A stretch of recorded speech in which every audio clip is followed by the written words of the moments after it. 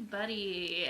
Hello. I am Katie. I'm Caitlin. And this is the Who Has Time for This podcast, a podcast where we delve into complex topics through the lens of our own unique perspectives.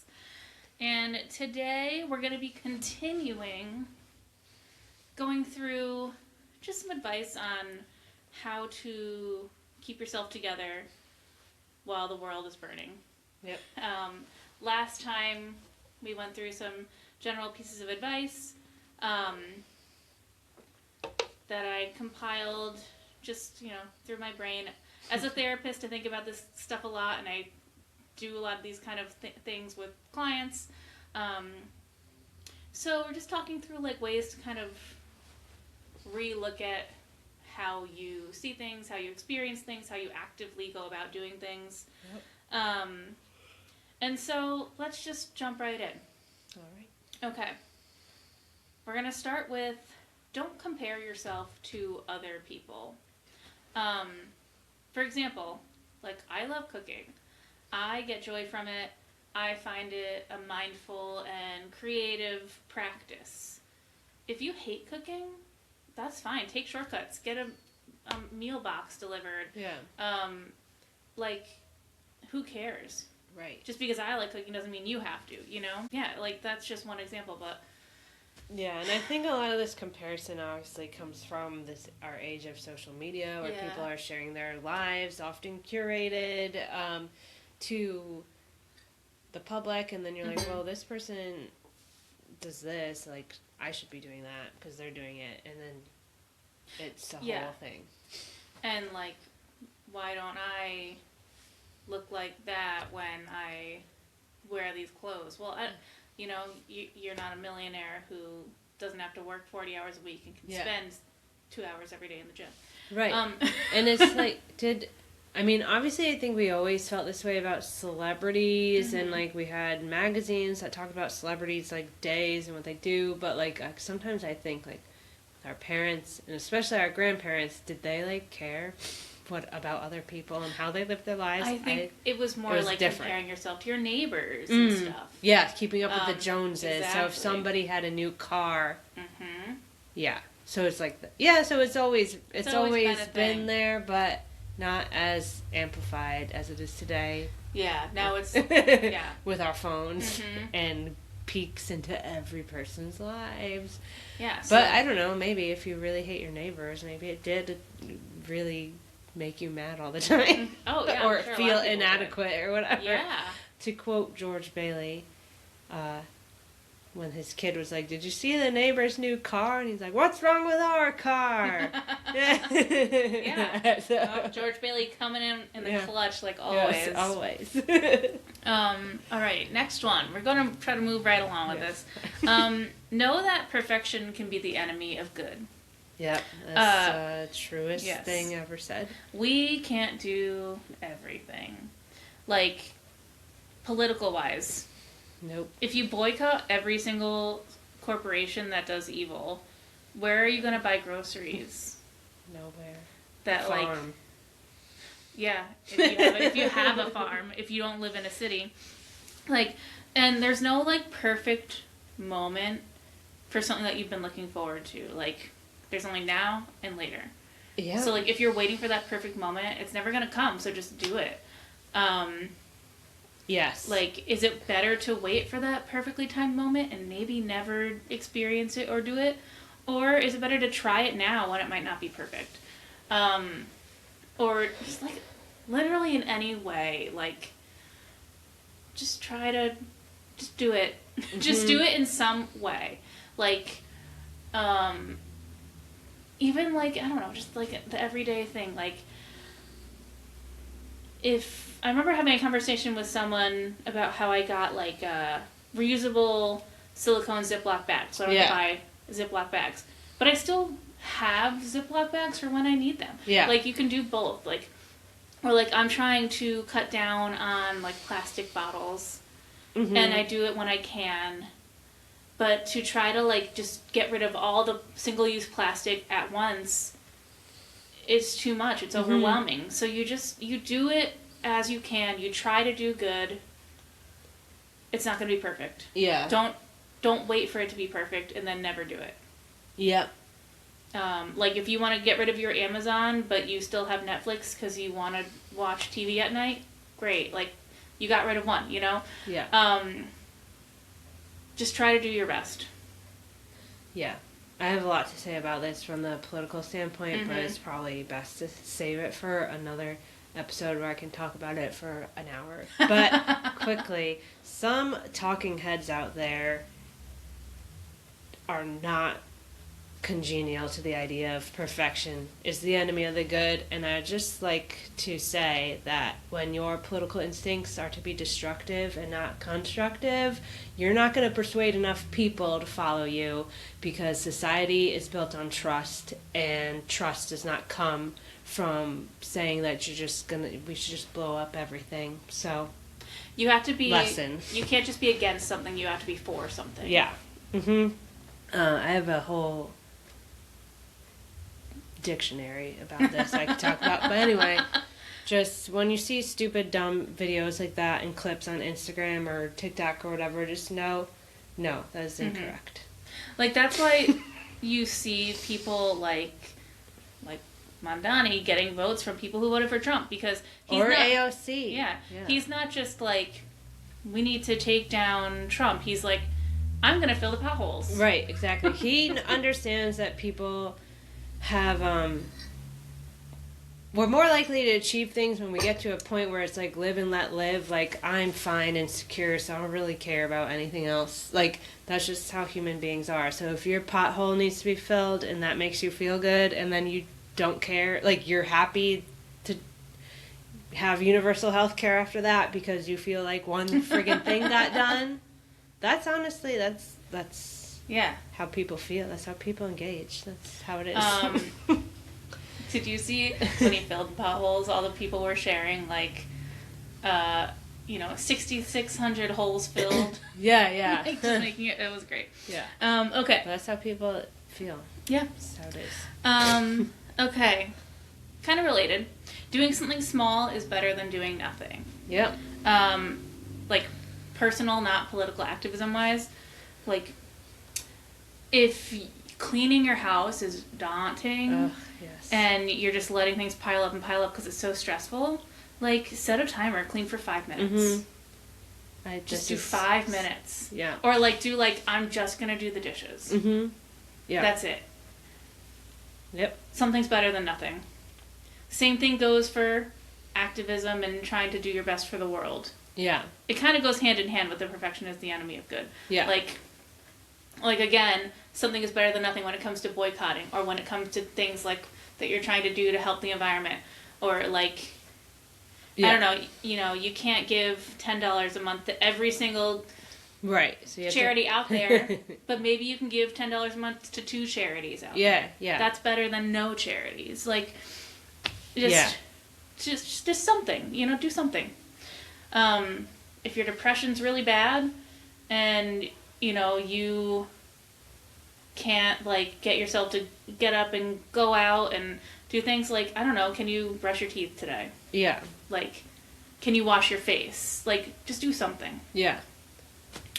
I'm gonna, okay, this is probably slightly outside of that, but, like, one thing that I see, like, on Instagram or wherever, and we've talked about this before, because it's annoying, but some people are like, my activism is I'm raising good little boys to not be bad when they grow up. It's like, okay, well, you should already be doing that. That's not activism. Yeah. Why don't you pick one more thing?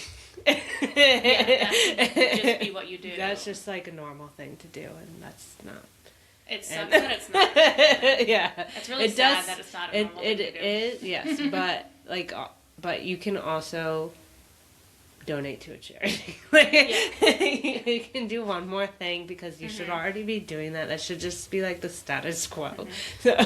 Also, this is not related, but it just made me think about it. When you're at, like, the Stop and Shop or whatever, and they ask for the donation, don't let them make you feel guilty for not donating through the Stop and Shop or whatever. Because they're only doing it so they can get a tax write-off. Right. If you want to donate, you do it on your own time. Exactly. Get your own tax write-off. Exactly. Okay. gosh, find your own balance. Yeah. There's no right or wrong way to find, like, a balance in your life. If a balance for you is, like, I am going to work out once a week and see my friends once every 2 weeks, like, that's your balance. If your balance is I need to do Pilates every day or I'm unregulated, that's your balance. Like, it kind of goes along with, like, not comparing yourself to others. Right. Like, what makes you and your life balanced? There's no rules. Just find what works for you. Yeah. Sort of related is choose your battles. Yeah. Gosh. This one resonates with me in, like, I've been a supervisor in my workspace for many years. And, you know, with so many people working under you that have issues, and some people have issues with each other and this and that, it's like I find the things that are important that have to be dealt with now, and the other things don't have to be dealt with now. Or, like, even emails, it's like, I need to answer this one today, that one can wait for 2 days. Like, yep. Or, like, I'm sure with kids, you're choosing battles all the time. Oh, yeah. Like, what are we going to try to get them to, you know, eat all the broccoli on the plate, right. Or are we just trying to get to bed on time tonight? Yeah. Like, my biggest battle, honestly, is not even with children. It was realizing that I can't change certain family members' minds, and why am I devoting so much energy to this? Yeah, that is a battle that I needed to recede from. But, yeah, there's, like, mini battles with kids.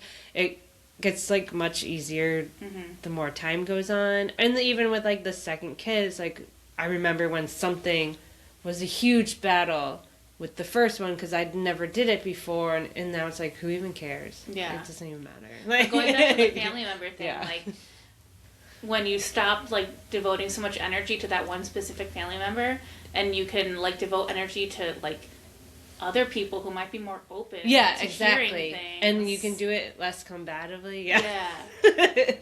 Like, no, that's exactly. It's like, I was, like, realizing it's like, this is one person who's just, like, entrenched, and that's just how it is. There are other people who are on the fence who you could just have a regular conversation and, with. like, if you're not as drained, then you have more energy to, like, join the DTC. Yeah, exactly. Exactly. Yep. 100%. All right. So this one, hopefully it makes sense.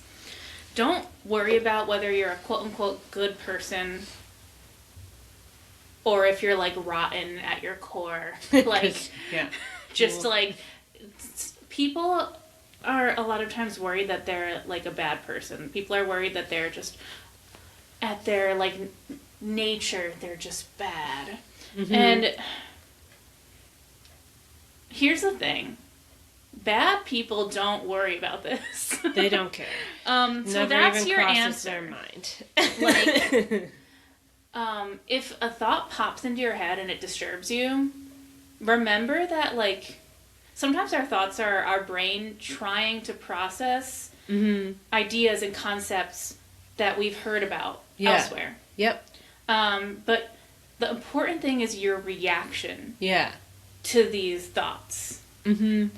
So, like, if you think about a disturbing act and you feel disturbed about it, the feeling of being disturbed is what's actually you. Yeah. Right? And, like, let's talk, like, I don't know, like, Elon Musk has never thought, am I a bad person? No, he doesn't care about that. He might have. Well, I think he does deal with a lot of existential stuff. I'm not saying I feel bad for him for it. He wonders, am I a cool person? Yeah, am I a cool person? I think he wonders, what will my legacy be? And for him, a legacy is getting millions of people to live on Mars. Donald Trump has never worried about being a bad person in his life. So you're not like him. Yeah. This is, how do I want to say this?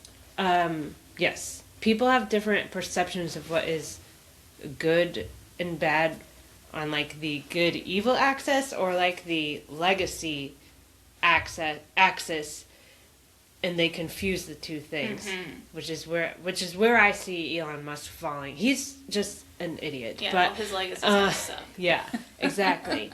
And Donald Trump has no empathy or anything, so he's just devoid of all that. But another plug for The Stand. I know people have complicated feelings about Stephen King. He's kind of perfect as the enemy of good. Yeah, my thing about him, and we've been talking about this through the slow read of The Stand, is like, I don't look to Stephen King to write wonderful feminist works of literature, so I'm not expecting that from him. And he's written some really, like, the main criticism we've been talking about is, like, he doesn't always write, like, well-rounded female characters. Yeah. But he does sometimes write really awesomely rounded female characters, and it's not consistent because he's a man and he's not a woman. But could he do better? Sure. And I'm sure he's and the way he was socialized in the era that he grew up, is kind of been implemented into his writing. Exactly. And The Stand was written in 1970, so like we have been talking about like, well, what was going on then that would have made him write something like this and blah, blah, blah. But my point about The Stand is, like, it's one of his seminal works, and it is, like, we know Stephen King is horror, whatever, but this is really more of, like, inherent goodness versus evil, and The Stand is, like, making a stand against evil, is the whole thing. And all the, it's like a pandemic-driven tale, but it holds up. It was written in the 70s, but, like, this just, like, any tale, Lord of the Rings, whatever, that's, like, about good versus evil, always holds up, and there's always a modern application. Like, I really want to go back and reread Lord of the Rings now. Yeah. And, like, apply lessons to today. But it's really interesting because I'm not going to give away any spoilers, and I'm sorry this is a tangent, but if you want to, like, just read a seminal work about good and evil, read The Stand. Yeah. And the main bad guy he's in the West, and then, like, the good people are in Colorado, and he's in Las Vegas, the bad guy.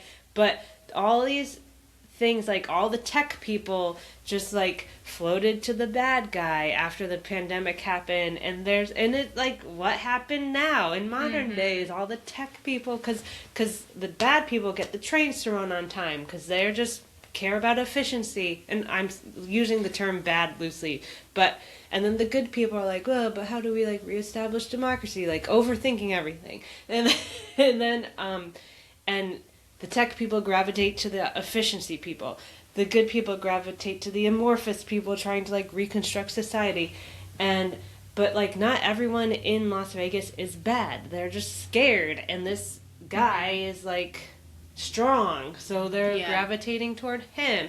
It's mind-blowing. You could write this in any era, it would hold up anywhere. And so many great quotes from this book. One of them was like, maybe he sells fear because he has nothing else to sell. Wish I read this in 2016, would have made a meme of it and put it over Donald Trump's face. Like, anyway, sorry, that a long tangent, but, like, this has been, like, the greatest reading experience I've ever had. Nope. I've read lots of Stephen King, but not The Stand. I've only read The Shining and a couple of short stories. But I really like Stephen King. I mean, I'm hearing a lot of criticism that I never heard before because I never thought of it that way, and I can see it. I can understand it. Yeah, but I'm not reading him for that. His books because of those criticisms. Yeah. It never dawned on me to think about it. But he's written some of the his thing is his exploration of the worst tendencies of the human nature, and I find it fascinating. That's how I feel. Yeah. All right. Next. Sorry, piece of advice. That's very long. Tangent. All right. Get to know your own personal signs of burnout. So, like, I know when I'm feeling burnt out, like, I will forget small tasks I need to do, or, like, occasionally, like, forget a meeting I'm supposed to be at that I would usually remember. Yeah. Like, some people, when they feel burnt out, they, like, bump into furniture accidentally. But, like, what are your signs that you need to take a breather or make an adjustment? your personal signs, because sometimes you don't realize you're burning out until that sign appears, you know, until you bump into the table.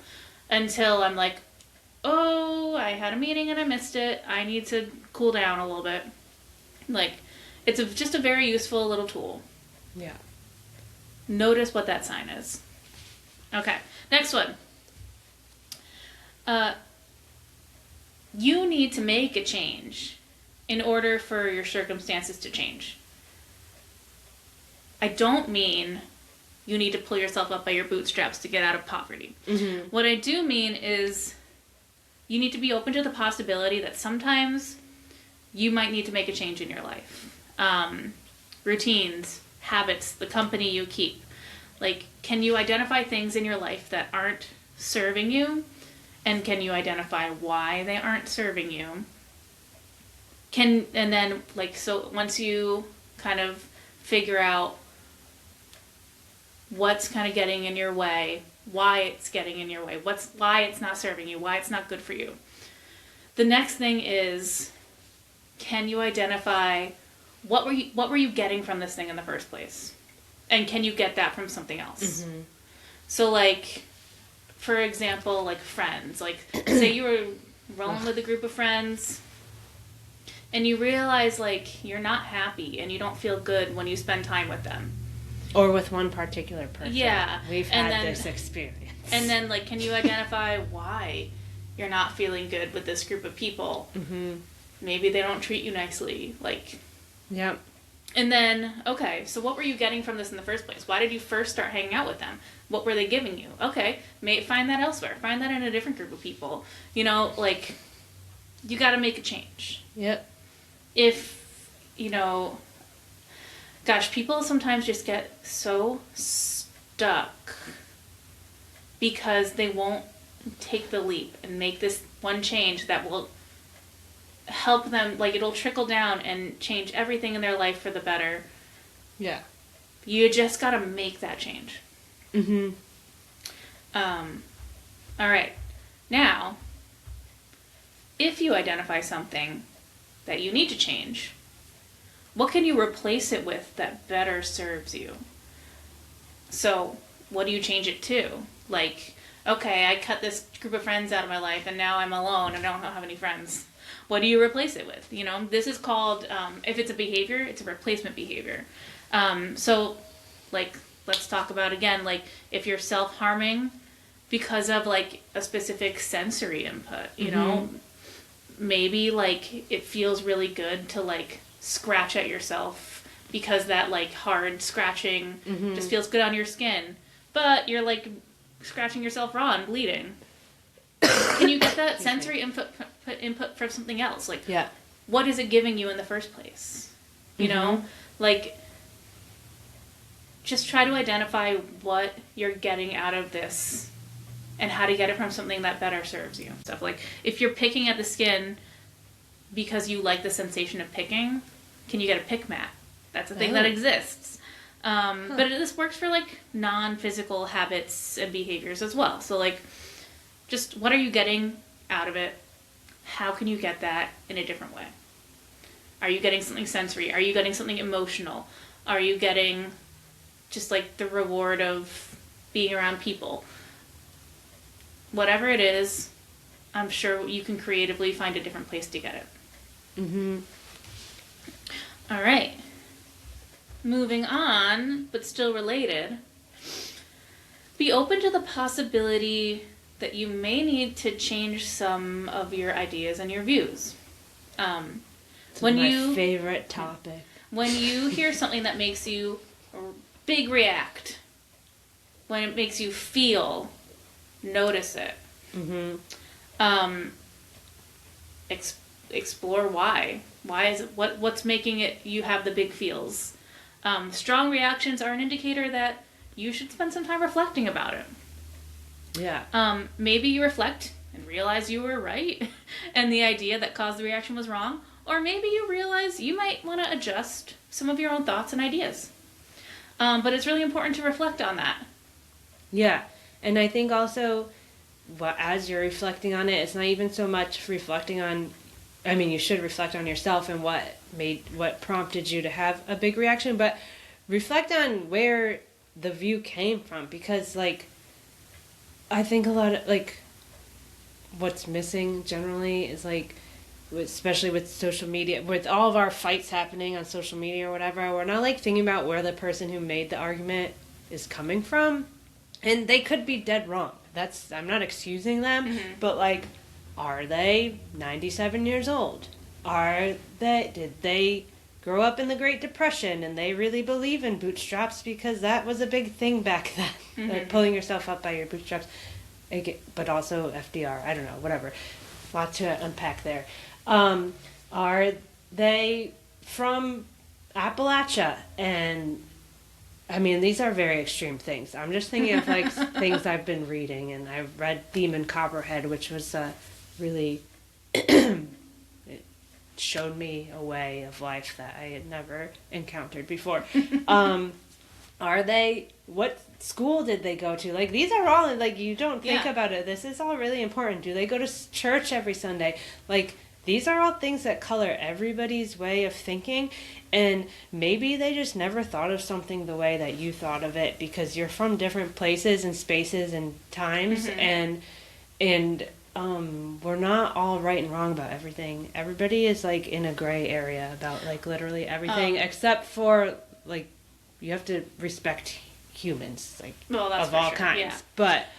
But like, maybe they thought of it differently, and you can, like, tweak their thinking, or the vice versa. Well, and that's, like, kind of how you go about it. Yeah. Like, I recently just saw a post somewhere that I was like, that's a really, like, interesting way to think about it. Like, so the concept of, like, sometimes, like, messaging out there, it isn't for you. Right, so this was specifically talking about, like, somewhere in the Deep South, like, a billboard that was, like, like, God made you just as you are, like, a pro-trans billboard. Right. And, like, there were people reacting, like, like, God isn't real, like, you know. Yeah.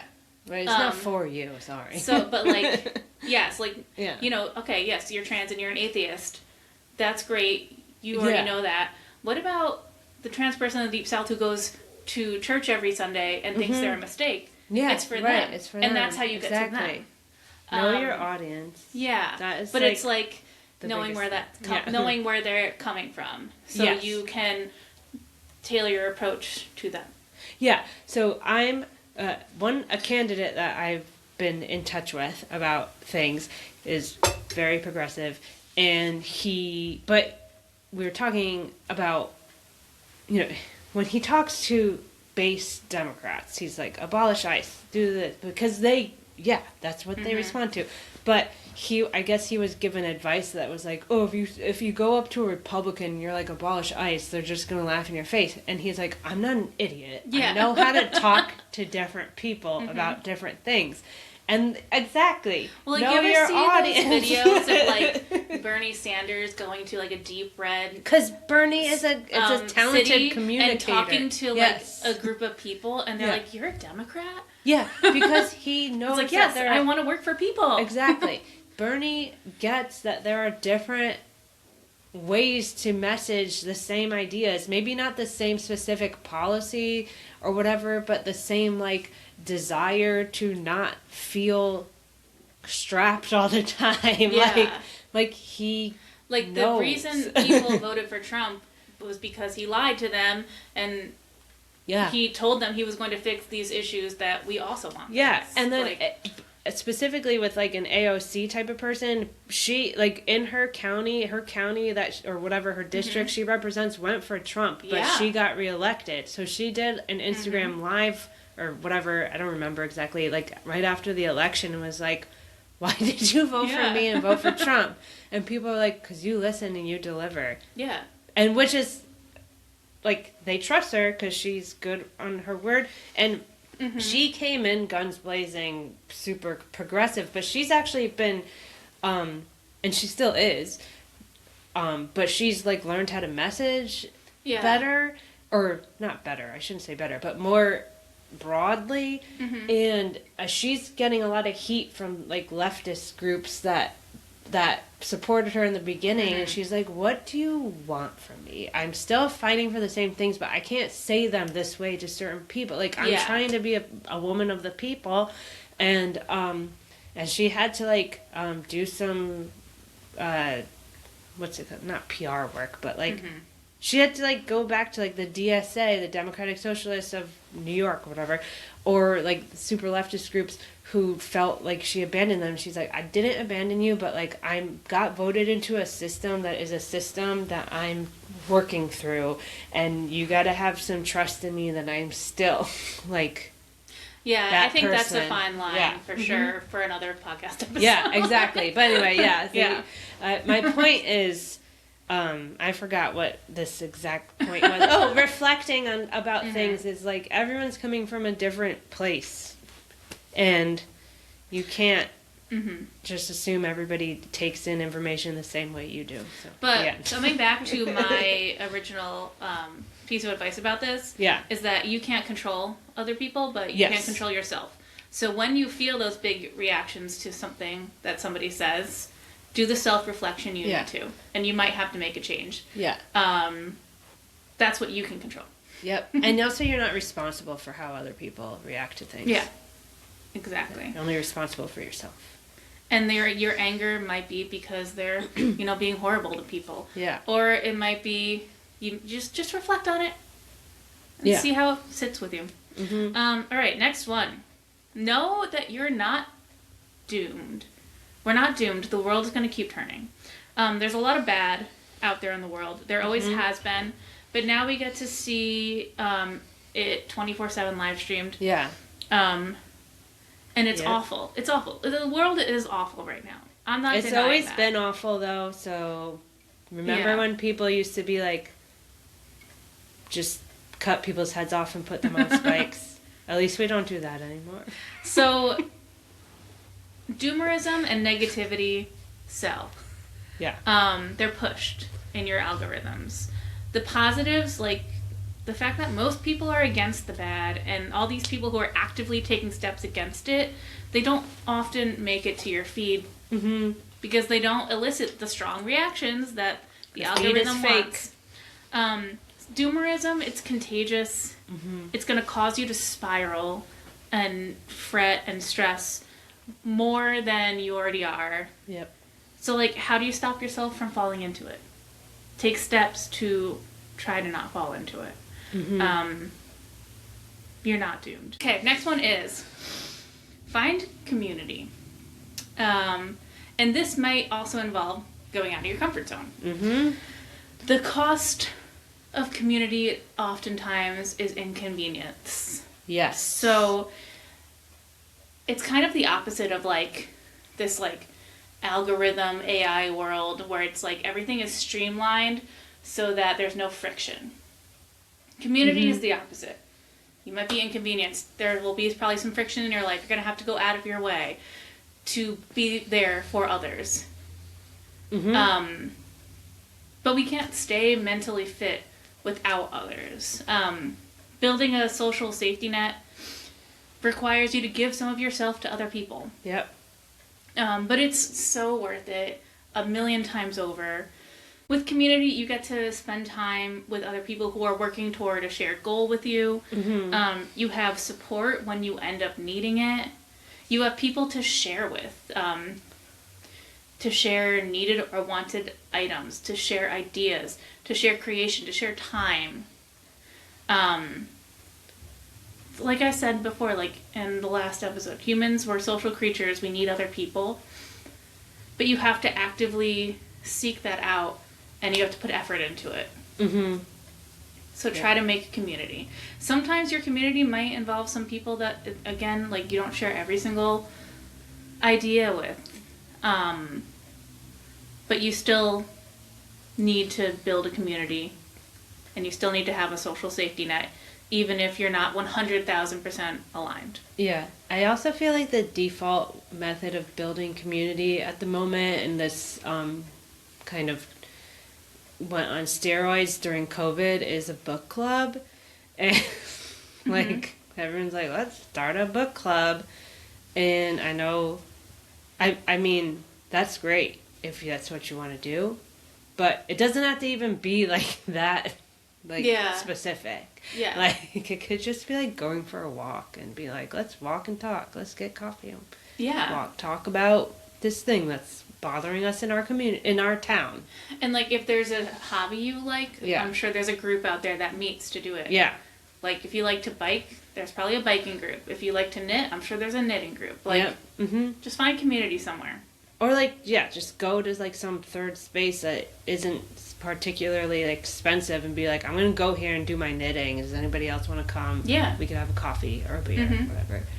Yeah, local coffee shops do that kind of stuff all the time. Yeah. Yep. All right, next one. Seek out good things. This kind of goes along with the doomerism of it all. You have to actively look for good. Yep. It's so easy to get caught up in the negativity, and it just eats itself. Like, you have to really consciously be like, what was something good that happened to me today? What was something good I experienced? What was something good that happened in the world? We have a negativity bias, for sure. And it definitely comes out on social media. If I don't know if you ever noticed, but when like there's like a viral social media post about something, it's like it's where all the complainers go to comment. Like people don't like go out of their way to comment that something good happened. Yeah, you know what I mean? Like it's just our human nature, unfortunately. Yeah, I was noticing today, like talking about comments. Yeah. I feel like when you're like watching any sort of, commentary or anything on like I'm gonna talk YouTube as a specific example. Yeah. And you go to the comments. The top comments like are negative. They're always just like something that's about the video. Yeah. Or like if it's news, it's like hurrah! Like I just watched a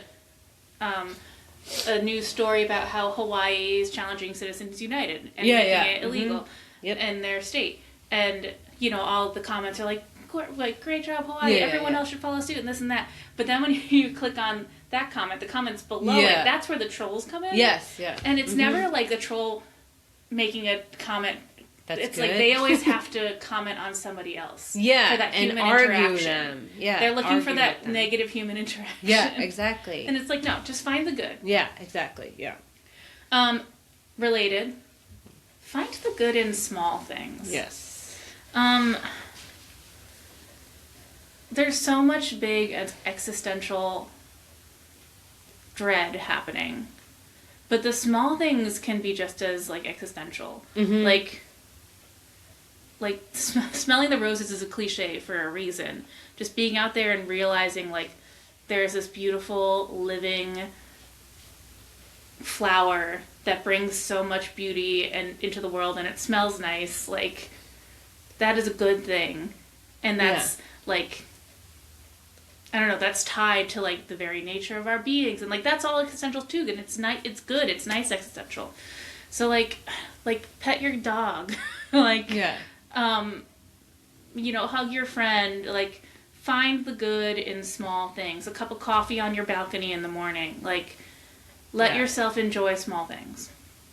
Yeah, they are good and they are important. Back in the day, your whole day was just a small thing. No offense, but I say this coming from a parenting standpoint where everybody's trying to make like every day is a micro experience for my kid, and we have to do this, that, and the other thing, and blah blah blah. When like back in the day, a good day of my childhood was going and hanging out, like biking around my neighborhood for 6 hours. That was just a normal regular day, and now everything is like, let me curate this experience for, we have to do water play and we have to do this, we have to do that. I do not encounter any of that kind of stuff. This is Momstagram, and it's ridiculous. And I always think like, this is like a logical fallacy or whatever, but I'm always like, well, I didn't do any of that and I'm fine. But or I turned out fine. And yes, and obviously put know more, you know meme better. Yeah, we're the boomers now. Yeah, exactly. When you know better, you do better about certain things. Yes, absolutely. But also, playing it in the backyard all day is a perfectly fine Saturday. But I also think that most moms aren't doing what's on No, Instagram. Exactly. No, most moms aren't, though I can tell you that many moms are talking about things like they do, and it's annoying. Yeah. Because they are inundated with Instagram. Yeah, don't compare yourself to the moms on Instagram. Do what's best for your child and you, and that's it. And if it's just playing in the backyard all day, that's what they do in Europe. That's what you should do. Play is very important for kids, and it teaches them a lot. Yep. They have to learn lessons, and it can't all be curated and frictionless. They have to encounter friction, just like we do. Yeah, goes back to the other episode with the whole gentle parenting memes and whatever. It's like a.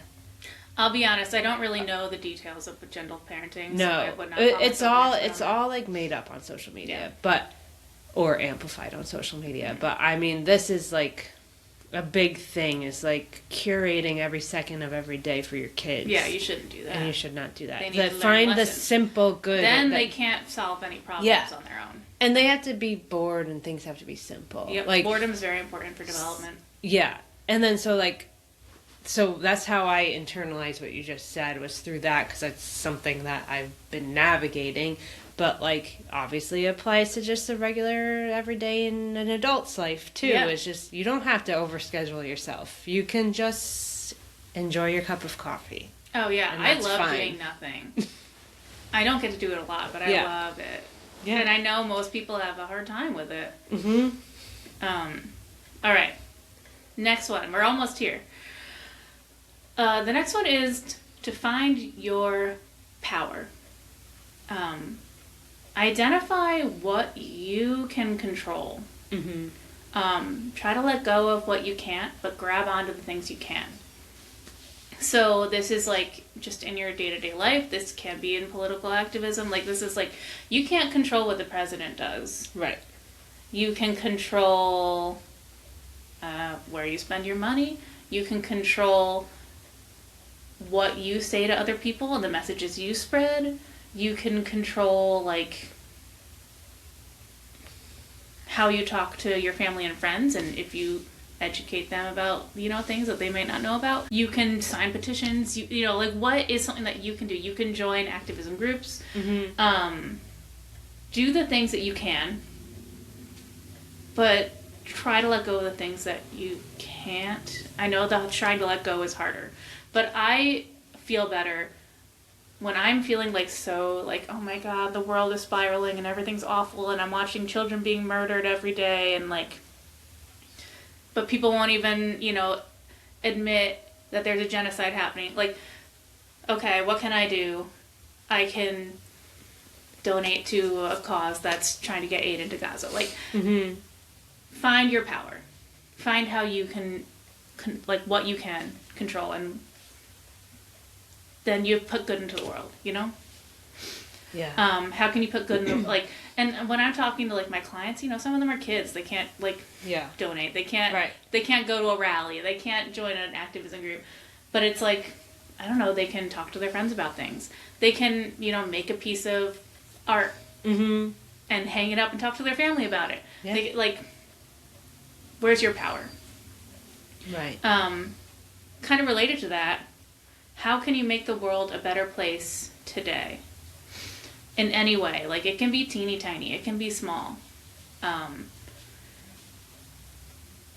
just saw a really nice video online of a guy who just set up a camera, and he was this park that I walk through every day, it's really gross.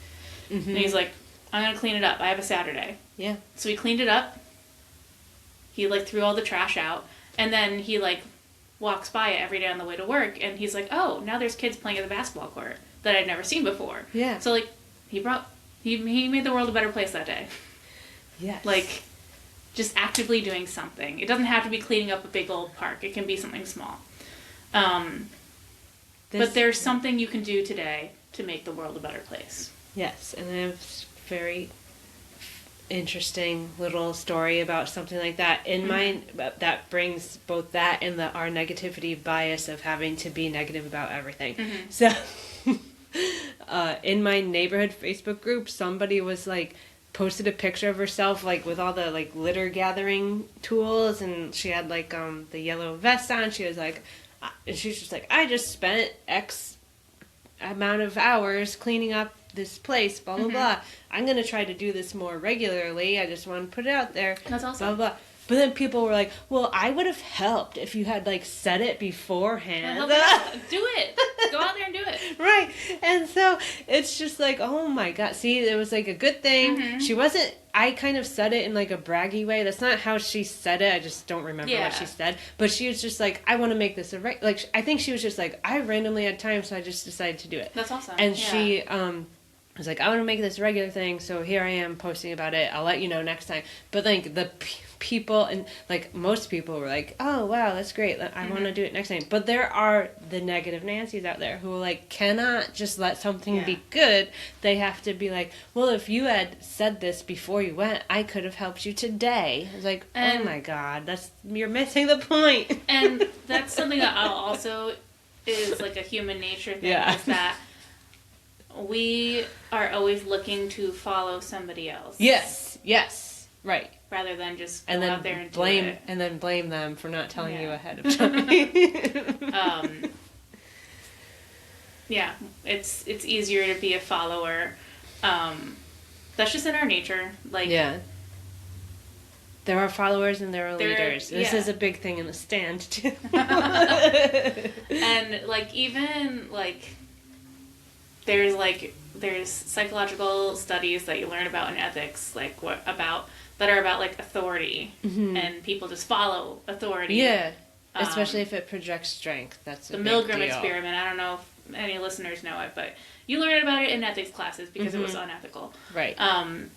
And people were taught that it was about memory, but it was actually about following authority. And they followed authority and thought they were hurting another person, but they kept following the instructions, even though they thought they were hurting somebody. And it fucked with the people that were participants' minds. Right. But like, just get out there and do it. Yeah, get out there and do it. But also, people it doesn't have to be cleaning a park. It can be, hugging your child and telling them you're proud of them. It can be, I don't know. Like, it can be if you smiling. Like, it can be like telling your coworker they did a really great job and encouraging them. Yeah. It can be like, hey, friend, I miss you. I haven't heard from you. Let's get together and catch up. A friend that maybe you think might be lonely. Like, I don't know. Bring a casserole to your neighbor. Make the world a better place in some way. Yeah. Each day. And also, this is not to diminish any of the challenges we face right now, but like since the world began, we've gone. There's always been challenges, and they've had been varying degrees of severe, and like the bubonic plague, that was bad, and we're in this right now, so this is the only one we can truly speak to because it's what we're experiencing. But was it that MLK said the moral arc of justice is long? You just gotta keep bending it forever. And nothing, like, there's never gonna be, like, one time period where everything is wonderful forever and ever, amen. It's just human nature. Humans are gonna human. Eras like this are always followed by eras of prosperity and peace. Yeah. Right. And we're like, I just watched a video of the fourth turning. Right? This guy who's like an expert in medieval history is like, I think the Renaissance is coming. No, that's exactly. It's like, I don't know. There's some theories that things operate on an 80-year cycle because that's how many. It's like every two generations or something. And so if you think about World War II, it's been about 80 years since then. Yeah. So we're due for our you know what? Yeah. On that note, the very last piece of advice is remember that individual action, when taken by many people, becomes collective action. Exactly. So don't feel like you can't make a difference. Yeah. Because if everyone's like, well, I can't make a difference, so I'm not going to do it, nothing happens. But if everyone's like, I'm going to try to do this good thing, and everyone does this good thing, something happens. And that's a great use case for social media for amplifying these individual things that can become collective action. So the people who have figured that out are great. In my neighborhood, or in my town specifically, we had this one woman who started a Facebook group after our taxes were going up crazy, and she's pretty much snowballed this whole like renaissance of civic engagement in our town. And we're still muddling our way through it, but there's a very bright future because she knew how to use a Facebook group. Yeah. To its best extent. So. And like another sort of example that, like, when I worked in retail, like, you know, there'd be people that'd be like, oh, I don't need a bag. Yeah. And like, great, but I had this one coworker who would always like badmouth them. She's like, it's not gonna make a difference. And it's like, have you heard of supply and demand? Yeah, like, right. We don't order more bags till we run out. Yeah, so right. Like, and actually, yes, it does make a difference. Yeah, this same woman, interestingly, she also works in marketing, and she was at a town meeting talking about. But she was just talking about her background and how it helps. But she was like, I study consumer behavior and action, whatever. And she's just like, just FYI, if you want more sustainable products in the world, you have to buy them. Yeah. Because you have to demand them. And then non-sustainable things get phased out because the demand is there to buy. And then it becomes cheaper. And so, look at, like, Target is still struggling because... People boycotted. People are still boycotting it from when they got rid of their DEI division when Trump was first elected 2 years ago. Like, individual action becomes collective action. Yeah, so don't give up. Yeah, exactly. Every single one person decided I'm not shopping there anymore. Yeah, and nobody talked about it specifically. They just like the call was put out there for themselves. Yeah, the call was put out there. The individuals responded. We didn't all. I don't like all go talk about it with my coworkers. I don't shop at Target. It just like happened, and now they're struggling. Let me tell you, like I've been there a couple of times when I know that they have something I need. Like when I went on a trip, like I know they have all the minis, so I got travel size stuff there. But like nowhere near what I used to. I'm like, like well, I used to get so much stuff, and I didn't need the stuff. Exactly, because you're just there and you just buy stuff. Yeah. Now I'm much more. It has helped in my general consumerism, just making this one choice. So see, it snowballs. Yeah, it does happen. It makes a difference. So with that, we have to think of more things that we're making time for this week. Yeah, well, I'll think ahead. It's summer, almost, and I'm gonna just be trying to commit to living a little bit more slowly once this like last push of busyness. Maycember. Have you heard about Maycember? This is new to me. This is the worst month for work. Yeah, it's just so busy. That end of the school year, even though we don't operate on school years technically, but like that, it's just like a societal push before summer. And so I'm gonna just like try to take more walks. Definitely. We have summer Fridays at work. So I can be done at 2 on Fridays, I think is the rule. So more just like using that Friday afternoon to do a couple of non-work related things before it's daycare pickup. So that's what I'm thinking about. Yeah. Oh, gosh. What am I even making time for? This is the busiest month of the year for my business every year because we have so many of these extra events. Yep. So when we're done with them, I'm gonna make time for doing more creative things myself. Because all these events involve us, helping other people to be creative.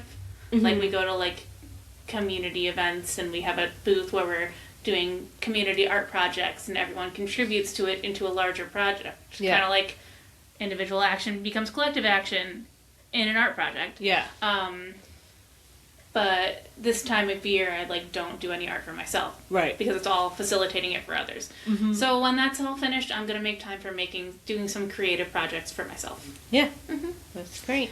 And with that, get out there and do some good. Yeah. Make something good today. Put some good into the world. We love you. We'll see you next time.